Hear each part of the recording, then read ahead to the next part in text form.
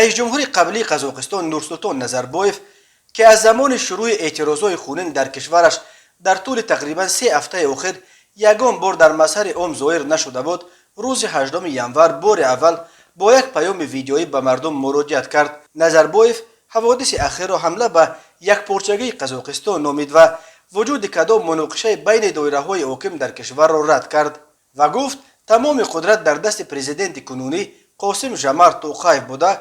خود او از سال 2019 به این طرف نفقه خور است و در پایتخت قزاقستان دولت پیری رانده ایستاده است و به یگان جا نرفته است. نظربایف گفت توقایف اخیراً برابری شروع امنیت نشست و به زودی روبری حزب حاکم نورتن را نیز به دوش میگیرد. اما جریان حوادث از جمله برکناری یک باره 3 داماد نظربایف و جیانش سمت ابیش بیانگر آن است که واقعیت حال چندان به گونه نیست که پرزیدنت یکم قزاقستان میخواهد تصویر بکند. در پاسخ به مراجعت‌های زیاد به نام من و در رابطه به مطلب‌های نشر شده در مطبوعات خبر میدم که من سال 2019 صلاحیت پرزیدنتی رو به قاسم ژامارت توقایف سپردم و از آن دم به بعد نفقه خورم و در حال حاضر در پایتخت قزاقستان دولت پیری میرانم و به یگان جا نرفتم، گفت نظربایف در مراجعتنامه‌ای که ثبت ویدیوی آن روز 18 ینور توسط سخنگوی آن نشر شد.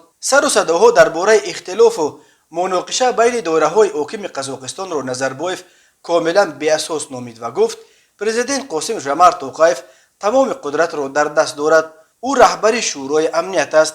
وی افزود که توقایف به زودی رهبری حزب حاکم نورتان را که تا کنون به آن خود نظربایف رهبری میکرد به دوش خواهد گرفت. اعتراضهای دهه اول ماه ینور را که به خونریزی زیاد آورد، نظربایف حمله به ضد قزاقستان و هدف آن را از بین بردن یک پارچگی کشور نامید. نظربایف در آن باره که آیا کدام نیروها در پشت آن حادثه ها ایستاده بودند یگان جزئیات نداد و تنها گفت فاجعه‌ای که رخ داد برای همه ما سبق شد. معین کردن آنهایی که این همه حمله ها و آدمکشی ها را تشکیل کرد مهم است.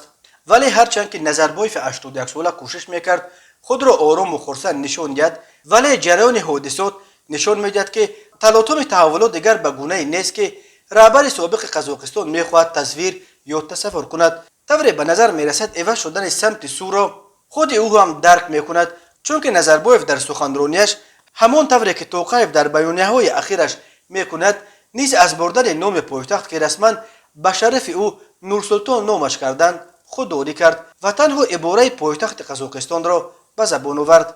در جریان اعتراضها یک شعار اساسی مردم شلکت موی سفید برو بود که منظورشان کاملا از قدرت رفتن نظربایف بود.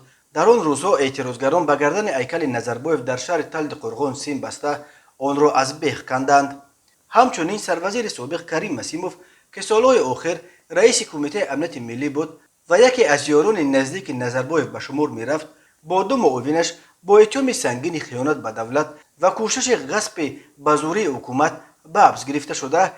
جیان خود نظربایف سمت ابیش که معاون اول رئیس کمیته امنیت ملی و چشم و گوش نظربایف در مقامات قدرتی قزاقستان بود، روز 17 ینور با امر توقایف از وظیفه آزاد کرده شد. همین طور در 4 روز اخر همه 3 داماد نظربایف، دماش قسانوف، کایرت شریبایف و تیمور قلیبایف که با بیش از 3 میلیارد دلار داروی خودش و 3 میلیارد دلار داروی زنش دینوره از ثروتمندترین میلیاردرهای قزاقستان دانسته می شدند، از مقامهای رهبری شرکت‌های قزاقگاز، قزاق ترانس اویل و پالات ملی صاحبکاران پیش از مهلت و گویا با خواهش خودشان برکنار کرده شدند.